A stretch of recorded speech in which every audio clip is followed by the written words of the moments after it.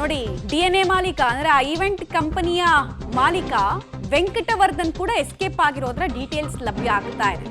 ಕೆಂಗಲ್ ಹನುಮಂತಯ್ಯ ಮೊಮ್ಮಗ ಆಗಿರುವಂತಹ ವೆಂಕಟವರ್ಧನ್ ರಾಜ್ಯದ ಮಾಜಿ ಮುಖ್ಯಮಂತ್ರಿಗಳು ಪೊಲೀಸರ ಸಂಪರ್ಕಕ್ಕೂ ಕೂಡ ವೆಂಕಟವರ್ಧನ್ ಸಿಗ್ತಾ ಇಲ್ಲ ಅನ್ನೋದ್ರ ಡೀಟೇಲ್ಸ್ ಲಭ್ಯ ಆಗ್ತಾ ಇದೆ. ಚಿನ್ನಸ್ವಾಮಿ ಸ್ಟೇಡಿಯಂನ ಕಾಲ್ತುಳಿತ ಪ್ರಕರಣದಲ್ಲಿ 11 ಜನ ಸಾವನ್ನಪ್ಪಿದ್ರು. ಸೊ ಯಾರ್ಯಾರ್ದು ಪಾತ್ರ ಬರುತ್ತೆ ಅಂದಾಗ ಎಂಥವ್ರಿಗೂ ಗೊತ್ತಾಗ್ತಾ ಇತ್ತು. ಒಂದು ಇಡೀ ಈವೆಂಟ್ ಅನ್ನು ಆರ್ಗನೈಸ್ ಮಾಡಿದಂತಹ ಮ್ಯಾನೇಜ್ಮೆಂಟ್ ಕಂಪನಿಯ ಪಾತ್ರ, RCB ಮ್ಯಾನೇಜ್ಮೆಂಟ್ನ ಪಾತ್ರ, ಆಮೇಲೆ KSE ಅಧಿಕಾರಿಗಳ ಪಾತ್ರ, ಸರ್ಕಾರದ ಕೆಲ ಅಧಿಕಾರಿಗಳು, ಕೆಲ ರಾಜಕಾರಣಿಗಳ ಪಾತ್ರ ಮುಖಕ್ಕೆ ರಾಚ್ತಾ ಇದೆ.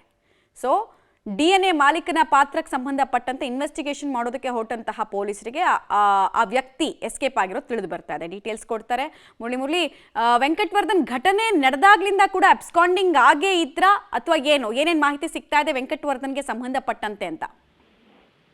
ಮಮತಾ, ವೆಂಕಟವರ್ಧನ್ DNA ಮಾಲೀಕರು ಅವರೇ ಇಡೀ ಈವೆಂಟ್ ಮ್ಯಾನೇಜ್ಮೆಂಟ್ ನ ಮಾಲೀಕರಾಗಿರೋ ಹಿನ್ನೆಲೆಯಲ್ಲಿ ಅವರನ್ನು ಕೂಡ ಬಂಧನಕ್ಕೆ ಒಳಪಡಿಸಬೇಕಾದಂಥದ್ದು.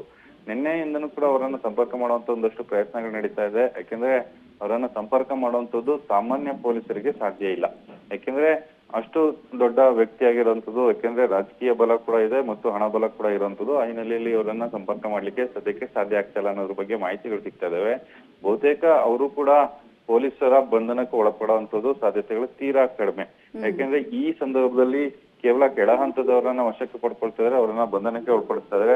ವೆಂಕಟವರ್ಧನ್ ಏನಿದ್ರೆ ಅವರು ಸದ್ಯಕ್ಕೆ ಅಬ್ಸ್ಕೆಂಡ್ ಆಗಿದ್ದಾರೆ ಅನ್ನೋದ್ರ ಬಗ್ಗೆ ಮಾಹಿತಿಗಳು ಸಿಗ್ತಾ ಇದಾವೆ. ಮುಂದಿನ ಹಂತಗಳಲ್ಲಿ ಪೊಲೀಸರ ಕಾರ್ಯಾಚರಣೆ ಯಾವ ರೀತಿ ಇರುತ್ತೆ, ಯಾಕೆಂದ್ರೆ ಇವತ್ತೇ ಬಹುತೇಕ ಈ ಪ್ರಕರಣವನ್ನ CID ಗೆ ವರ್ಗಾವಣೆಯನ್ನ ಮಾಡ್ತಾರೆ. CID ಗೆ ವರ್ಗಾವಣೆ ಮಾಡೋದಕ್ಕಿಂತ ಮುಂಚಿತವಾಗಿ ಒಂದಷ್ಟು ಕಾರ್ಯಾಚರಣೆಯನ್ನ ಮಾಡಿ ಆರೋಪಿಗಳನ್ನ ಅವ್ರಿಗೆ ಹ್ಯಾಂಡ್ ಓವರ್ ಮಾಡುವಂತ ಒಂದಷ್ಟು ಕೆಲಸಗಳು ನಡೆಯುವಂಥದ್ದು.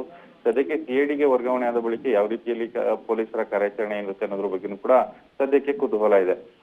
ಇವತ್ತು ಈ ಯಾರ್ಯಾರು ಅಬ್ಸ್ಕ್ಯಾಂಡ್ ಆಗಿದ್ದಾರೆ, ಅಬ್ಸ್ಕ್ಯಾಂಡ್ ಆದಂತ ಆರೋಪಿಗಳೆಲ್ಲರೂ ಕೂಡ ಕಾನೂನನ್ನ ಮೊರೆ ಹೋಗುವಂತದ್ದು, ಅಂದ್ರೆ ಹೈಕೋರ್ಟ್ಗೆ ಹೋಗಿ FIR ರದ್ದತಿಯನ್ನ ಕೋರುವಂತದ್ದು ಇರ್ಬೋದು, ಅಥವಾ ಸೆಷನ್ಸ್ ಕೋರ್ಟ್ಗೆ ಹೋಗಿ ನಿರೀಕ್ಷಣಾ ಜಾಮೀನನ್ನ ಕೋರಿಕೆಯನ್ನ ಮಾಡುವಂತದ್ದು ಇರ್ಬೋದು. ಆ ರೀತಿಯ ಸಾಧ್ಯತೆಗಳಿದಾವೆ.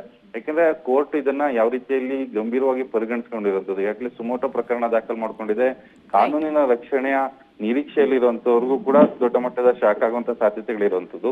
ಅಂದ್ರೆ ಕಾನೂನಿನ ರಕ್ಷಣೆ ಯಾವ ರೀತಿ ಸಿಗುತ್ತೆ ಅನ್ನೋದ್ರ ಬಗ್ಗೆ ಕಾನೂನಾತ್ಮಕವಾಗಿ ಹೋರಾಟವನ್ನ ಮಾಡ್ಲಿಕ್ಕೆ ಕೋರ್ಟ್ ಇರ್ಬೋದು, ಹೈಕೋರ್ಟ್ ಮತ್ತು ಸೆಷನ್ಸ್ ಕೋರ್ಟ್ ಎರಡೂ ಕಡೆಯಲ್ಲೂ ಕೂಡ ಇವರು ಹೋಗಿ ಪ್ರಯತ್ನಗಳನ್ನ ಮಾಡುವಂತ ಸಾಧ್ಯತೆಗಳು ಇರುವಂತದ್ದು. ಮಮತಾ, ಧನ್ಯವಾದ ಮುರಳಿ ತಮ್ಮೆಲ್ಲ ಮಾಹಿತಿಗಾಗಿ.